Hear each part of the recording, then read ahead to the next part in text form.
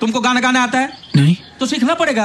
अगर सुबह सुबह संडास जाना है तो सिंगर बनना पड़ेगा। Bad comedy versus good comedy. अब देखो, कॉमेडी के कई प्रकार होते हैं, जिसमें से आज हम बात करेंगे 4 प्रकार की कॉमेडीज के बारे में, जैसे कि slapstick comedy, disability gag, dark jokes और डार्क कॉमेडी। अब इन दोनों के बीच में क्या फर्क है, सब्र रखो, सब पता चलेगा। हाय नो, ये सब सुनने के बाद कुछ लोग सोच रहे होंगे कि भाई कॉमेडी के इतने प्रकार कहां से निकाल दिए, कॉमेडी तो कॉमेडी होती है ना। पर नहीं, यहाँ पे बहुत बड़ा फर्क है। और जैसे जैसे मैं आपको बैड और गुड एग्जांपल्स दिखाऊंगा, आपके सारे डाउट्स क्लियर हो जाएंगे और इसी बहाने कुछ नया सीखने को भी मिलेगा। चलो शुरू करते हैं सबसे पहले स्लैपस्टिक कॉमेडी के साथ। इसमें ज्यादातर फिजिकल कॉमेडी का यूज किया जाता है, बॉडी लैंग्वेज का यूज किया जाता है, कई बार तो ओवर द टॉप एक्सप्रेशंस भी होते हैं, जैसे कि किसी को थप्पड़ मारना, चप्पल से मारना, या फिर गिर जाना, या फिर उसको डंडे पड़ना। पर इसे इस तरीके से दिखाया जाता है कि कैरेक्टर के लिए तो वो बड़ी दिक्कत की बात है, पर हमें देख के हंसी आती है। पर आजकल की कॉमेडी मूवीज में ये कुछ ज्यादा ही कर दिया जाता है, जिसके कारण उसे देख के हमें हंसी नहीं बल्कि क्रिंजी फील होता है।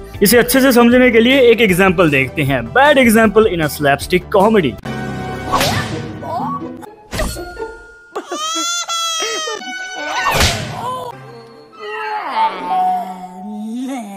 अब इस सीन में कैरेक्टर्स जो हरकतें कर रहे हैं, या फिर ये कहो कि एक दूसरे को जो मार रहे हैं अलग अलग तरीके से, इसे इस तरीके से फिल्माया भी गया है कि जनता को हंसी आए, उसे देख के लोग इंजॉय करें। पर इनके जो एक्सप्रेशंस हैं, इनकी जो हरकतें हैं, वो हंसाने में नाकामयाब रहती हैं। आप ज्यादा से ज्यादा स्माइल कर दोगे, पर ऑडियंस को हंसाने में ये फेल हो जाते हैं। पर अगर बात करें बेटर वर्जन की, तो चलो देखते हैं good example in a slapstick comedy. छाती फोड़ मार साले का, खोपड़ी तोड़ साले का। हेरा फेरी और फिर हेरा फेरी में जब बाबू राव का 2 बार सिर फोड़ा जाता है, तो भाई बाबू राव को बहुत दर्द हो रहा है, पर हमें देख के हंसी आ रही है। क्यों? क्योंकि इस सिचुएशन में मारने वाले के एक्सप्रेशंस और जिसको लग रही है उसके एक्सप्रेशंस एकदम ऑन पॉइंट हैं, जिसे देख के हमें हंसी आती है। और एक्टर्स की परफॉर्मेंस के कारण भाई आप इस सीन को चाहे कितनी बार ही क्यों ना देख लो, हर बार हंसी आएगी। इसके बाद आती है डिसेबिलिटी गैग। ये अलग तरीके की कॉमेडी है। इसमें क्या होता है, अगर कोई अपाहिज है, हैंडीकैप्ड है, या फिर किसी का कोई बॉडी पार्ट काम नहीं करता है, मतलब अगर किसी को शारीरिक तौर पे कोई प्रॉब्लम है, तो उस कैरेक्टर की डिसेबिलिटी को इमोशनली नहीं बल्कि हिलेरियस तरीके से दिखाया जाता है कॉमेडी मूवीज में। आई नो रियल लाइफ में किसी की भी डिसेबिलिटी का मजाक नहीं उड़ाना चाहिए, पर सिनेमा में ऐसा बहुत लंबे समय से होता आ रहा है, तो मुझे लगा आपको एक बार एक्सप्लेन करना तो बनता है। यहाँ पे अब हम देखेंगे good example in a disability gag. मेरी एक टांग नकली है, मैं हॉकी का बहुत बड़ा खिलाड़ी था। एक दिन गलती से उदय भाई के लिए मेरे मुंह से गलत निकल गया, तो मजनू भाई ने मेरी हॉकी स्टिक से मेरी टांग के टुकड़े टुकड़े कर डाले। आई नो भाई, यहाँ पे ये सच में हैंडीकैप्ड नहीं था, इसकी सच में टांग नहीं टूटी थी, पर ये तो हमें बाद में पता चलता है ना। और ये जानने के बाद भी कि इसकी टांग तोड़ी गई है, हम इसके लिए दुख फील नहीं करते हैं, बल्कि इसके ऊपर हंसते हैं। और वो फेमस लाइन जो कि एवरग्रीन हो चुकी है कि मेरी एक टांग नकली है। मैं हॉकी का बहुत बड़ा खिलाड़ी था। एक दिन उदय भाई को मेरी किसी बात पर गुस्सा आ गया, तो मेरी हॉकी स्टिक से मेरी टांग के 4 टुकड़े कर दिए। और कई बार मूवी में जब किसी कैरेक्टर के ऊपर डिसेबिलिटी दिखाई जाती है, तो भाई वो ऐसा लगता है जैसे फोर्स्ड फील हो रहा है। इसकी एक एग्जांपल मैं आपको दिखाता हूँ, ये देखो। Love is cute. But In this case, the lover is mute.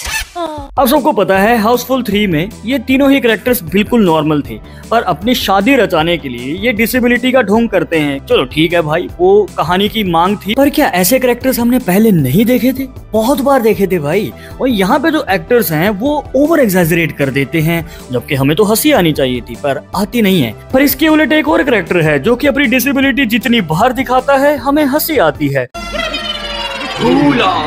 Do me a favor, let's play Holi.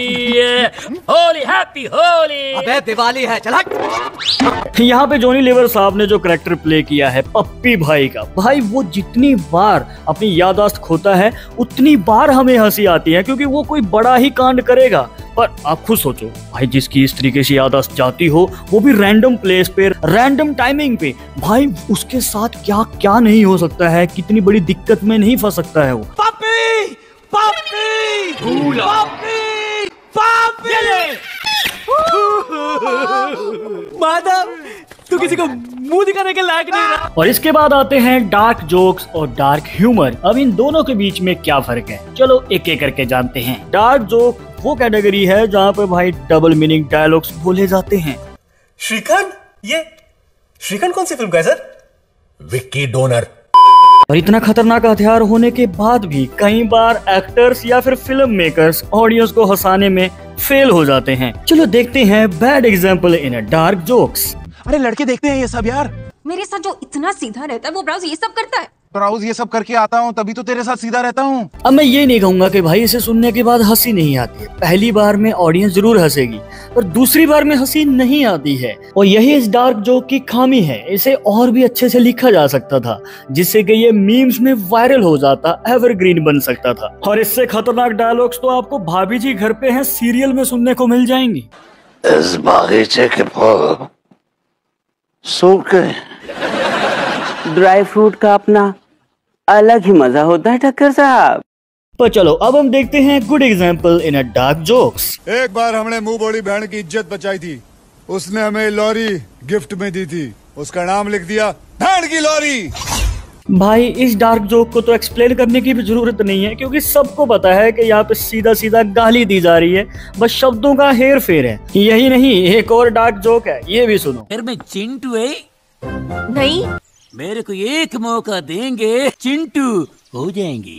अब डार्क जोक्स के बारे में तो आपने समझ लिया होगा कि डबल मीनिंग डायलॉग्स के द्वारा लोगों को हंसाया जाता है, पर जब बारी आती है डार्क कॉमेडी की तो इसमें पूरी की पूरी सिचुएशन को देखा जाता है। किसी के साथ कोई बुरी घटना तो नहीं हो रही। अब कैरेक्टर के हालात चाहे कितने भी बुरे क्यों ना हो, ऑडियंस को हंसी आनी चाहिए, पर कई बार फिल्म मेकर्स इसे दिखाने में फेल हो जाते हैं। और यहाँ पे आती है bad example in a dark comedy. अरे शादी को 6 महीने नहीं हुए और तू घर छोड़कर भाग गई। ये यहाँ रह गई ना तो हमारे ग्रैंड फिनाले माह एपिसोड सारे इसकी चुगलियों में घुस के रह जाएंगे। भाई लड़की को घर से निकाला गया है पर घर वाले उसकी केयर नहीं कर रहे हैं, उनको तो टीवी प्रोग्राम्स देखने तक मतलब है। अब इस सिचुएशन में हंसाने की कोशिश तो की गई है पर ऑडियंस को हंसाने में ये फेल हो जाते हैं। और अब हम देखेंगे good example in a dark comedy. ये सीन देखो। आप प्लेन को नीचे उतारने के बारे में बताइए ना। और उड़ाने से पहले हमें प्लेन के बारे में जानना चाहिए। इस वक्त जिस प्लेन में आप सफर कर रहे हैं वो 2084 किलो और 300 ग्राम का है। भाई इमेजिन करो, प्लेन क्रैश होने वाला है, जान पे बनी हुई है, पर ऑपरेटर कस्टमर केयर की तरह आपको ट्रीट कर रहा है। उसको कोई मतलब नहीं है कि आपको कितनी जल्दी है। और यही तो इस सीन की खासियत है। ये सीन हमें हंसाने में कभी भी फेल नहीं होता है, हर बार खुल के हंसाता है। और सिर्फ यही नहीं, एक और सीन है, ये देखो। दारू पीने से खांसी चली जाएगी क्या? अरे दारू में मेरा बाप का गराज चला गया, पूरा प्रॉपर्टी चला गया, खुद मेरा बाप चला गया, तेरा खांसी क्या नहीं जाएगा? बाबूराव का ये डायलॉग चाहे हमें कितनी बार ही क्यों ना हंसाए, पर अगर आप गंभीरता से सुनोगे तो आपको पता चलेगा कि कितनी डार्क सिचुएशन रही होगी। दारू पीने से उसका बाप तक चला गया तो सोचो बाबूराव के ऊपर क्या क्या बीती होगी। और आपको पता ही है बाबूराव के साथ जो होता है वो हिलेरियस होता है, और इसलिए ये सिचुएशन डार्क होते हुए भी हमें फनी फील होती है। और अगर आपको कॉमेडी का ये कंपैरिजन पसंद आया हो तो आपको ये वीडियो भी देखनी चाहिए जहाँ पे मैंने बताया है बैड वर्सेस गुड मोनोलॉग्स के बारे में। ये क्या होते हैं, मूवीज में कहाँ यूज होते हैं, जानने के लिए ये वीडियो जरूर देखना। और हाँ, जाने से पहले अपना फेवरेट कॉमेडी सीन कमेंट्स में जरूर बताना। मेरी एक टांग दिल्ली में तो दूसरी टांग पंजाब में होती है। माँ कसम हरियाणा वालों को तो मजा आ जाता होगा।